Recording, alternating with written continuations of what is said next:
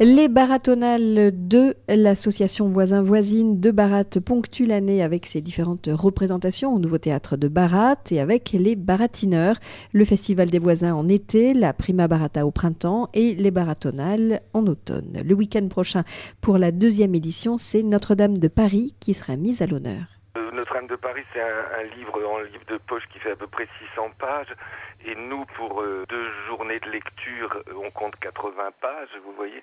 Donc il va en rester 15%.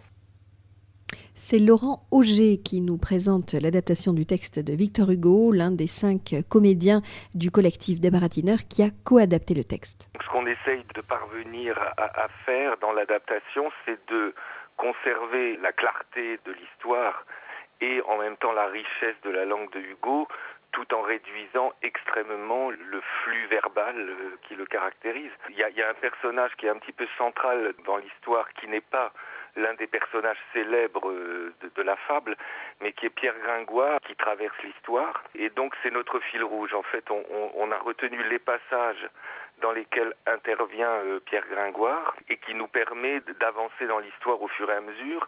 Et il y a donc certains passages dans lesquels il n'est pas présent qui sont un petit peu résumés.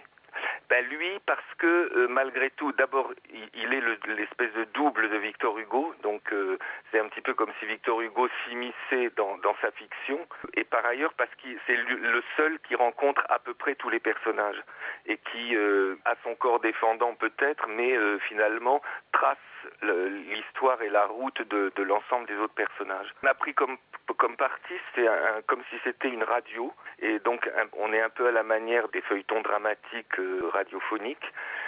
Donc on est dans un studio de radio avec une présentatrice et on a comme 2 univers, c'est-à-dire l'univers du studio radio avec des personnages fictionnels mais qui sont des invités d'aujourd'hui et qui viennent parler de Notre-Dame de Paris et de Hugo.